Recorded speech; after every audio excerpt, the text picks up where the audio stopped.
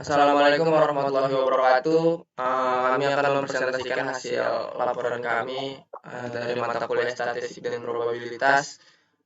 Perkenalkan, nama saya Iwan Rahman dari kelas T1 dengan NIM 0110220062 dan teman saya bernama Izudin Alkosen dari TI 01 dengan NIM 0110220077.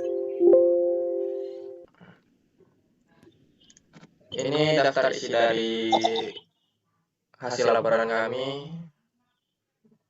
Lanjut ke bab 1 pendahuluan. Bab 1 tidak ada pendahuluan. Ini tabel kendaraan bermotor di Indonesia. Bab ini membahas tentang latar belakang, rumusan masalah, tujuan, dan manfaat, ruang lingkup, serta sistematis penulisan tugas akhir mengenai prediksi jumlah transportasi kendaraan bermotor di Indonesia menggunakan simulasi Monte Carlo. Kita ada latar belakang pada saat ini kota-kota di dunia termasuk di Indonesia mengalami perkembangan yang sangat pesat. Perkembangan tersebut disebabkan oleh jumlah penduduk kota yang meningkat dan aktivitas yang dilakukan penduduk tersebut. Perkembangan penduduk tersebut juga didukung oleh perkembangan teknologi dan infrastruktur kota. Seiring dengan pertumbuhan penduduk yang semakin pesat, maka kebutuhan mereka pun semakin bertambah, baik kebutuhan primer, sekunder, maupun tersier. Dari kebutuhan tersebut muncul kebutuhan terhadap transportasi yang merupakan turunan akibat aktivitas ekonomi, sosial, dan aktivitas lainnya. Transportasi secara umum berarti pemindah barang dan manusia dari satu tempat ke tempat tujuan. Menurut Nugroho 2008, dalam melakukan kegiatan transportasi dibutuhkan moda, yaitu alat pindah barang maupun manusia. Moda transportasi untuk manusia dibagi menjadi dua, yaitu angkutan umum dan angkutan pribadi. Angkutan umum yaitu angkutan yang melayani kebutuhan transportasi masyarakat yang diselenggarakan oleh pemerintah, sedangkan angkutan pribadi itu angkutan kendaraan yang dimiliki secara pribadi. Kita lanjut ke penggunaan metode Monte Carlo. Karena terlalu lama, penggunaan metode Monte Carlo ini digunakan untuk mensimulasikan jumlah kendaraan bermotor yang akan terjadi pada beberapa tahun ke depannya. Metode ini didasarkan pada probabilitas yang diperoleh dari rata-rata data setiap tahunnya yang sebelumnya mengenai jumlah kendaraan bermotor yang ada di Indonesia. Kita ada rumusan masalah. Berdasarkan pada uraian yang ada di latar belakang, maka dapat dirumuskan permasalahan yang dihadapi, yaitu bagaimana membangun sistem simulasi Monte Carlo untuk memprediksi jumlah kendaraan bermotor di Indonesia, sehingga mampu membantu pemerintah dalam memperkirakan banyaknya jumlah kendaraan bermotor pada tahun berikutnya. Tujuan dan manfaat, tujuan yang dicapai dalam penelitian tugas akhir ini adalah membuat suatu sistem simulasi Monte Carlo yang mampu memperkirakan jumlah kendaraan bermotor yang ada di Indonesia pada tahun 2015 sampai tahun 2018. Selain adanya tujuan yang ingin dicapai, ada juga manfaat yang diharapkan dari penelitian tugas akhir ini adalah dapat mengetahui tingkat keakuratan dan persentase error dari sistem simulasi Monte Carlo yang digunakan. Terus ada batasan masalah. Agar pembahasan tidak menyimpang dari yang diharapkan, maka pembatasan masalah dibatasi pada data yang digunakan bersumber dari BPS, Badan Pusat Statistik, yang menunjukkan perkembangan jumlah kendaraan bermotor dari tahun 2015 sampai tahun 2018. Metode data menggunakan simulasi Monte Carlo untuk melihat tingkat keakuratan dan juga persentase error pada data.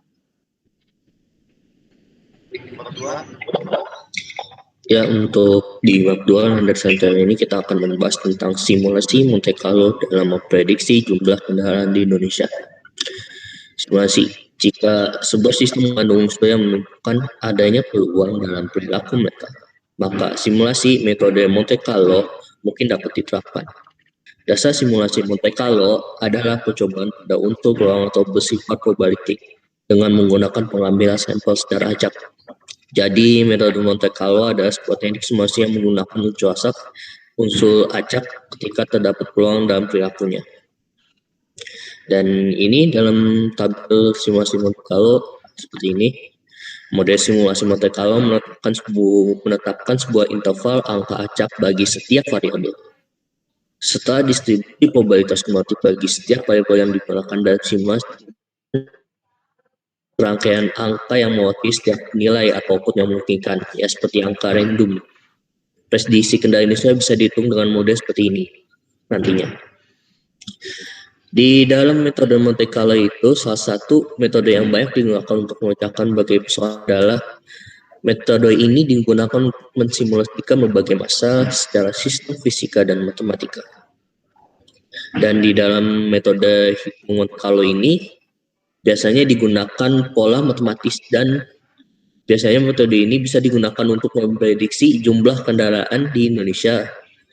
Dengan itu, ya penggunaan Monte Carlo tujuannya untuk menghormati paman dari Stanley Machine yang seorang penjudi bersama-sama dengan Enrico Fermi menggunakan keacakan dan sifat pengulangan mirip dengan proses aktivitas pada sebuah kasino. Dan juga penggunaan metode ini memerlukan sejumlah besar bilangan acak, dan hal tersebut semakin mudah dengan perkembangan pembangkit bilangan pseudo acak. Bilangan pseudo acak ini jauh lebih cepat dan praktis dibandingkan dengan metode yang menggunakan tabel statistik. Lanjut.